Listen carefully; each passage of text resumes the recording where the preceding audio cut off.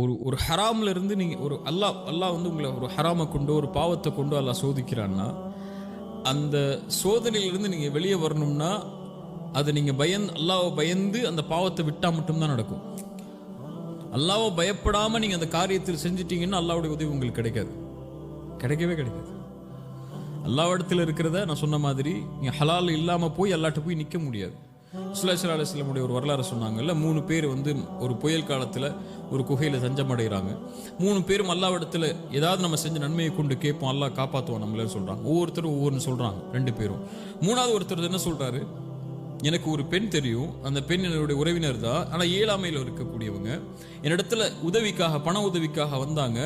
அவங்க திருப்பி கொடுக்க முடியாத பட்சத்தில் நான் அவங்கள்ட்ட வந்து ஒரு நிபந்தனை வைக்கிறேன், என்னோட சேர்ந்து வா, ஹராம்லவா, நான் உனக்கு அந்த பணத்தை விட்டு கொடுத்துறேன், இந்த பணத்தை உனக்கு கொடுத்துட்றேன்னு சொல்லி அந்த பெண்ணும் வேற வழி இல்லாமல் சம்மதிச்சிடுறாங்க.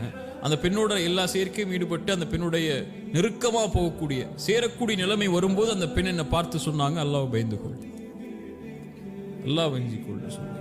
அல்லாஹ் யா அல்லாஹ், அந்த நேரத்தில் என்னாச்சுன்னு தெரியல, உன்னை பயந்துட்டேன், வெளியே வந்துட்டேன். ஹராம செய்யலைன்னா யாரும் இல்லைங்க, ஆனால் உன் பயம் எனக்கு வந்துருச்சு அப்படின்னு சொன்ன உடனே அந்த குகை கொஞ்சம் விலகுச்சு. இப்போ அல்லாஹ் அதை அங்கீகரிக்கிறான் இல்லையா, அல்லாஹ் அதை ஏற்றுக்கொள்றான். இப்படி எப்படிப்பட்ட சூழல் வரும்போதும் அல்லாஹ் உங்களை வந்து அந்த பயத்தை கொண்டீங்கன்னா அல்லாஹ் உங்களை பாதுகாப்பான்.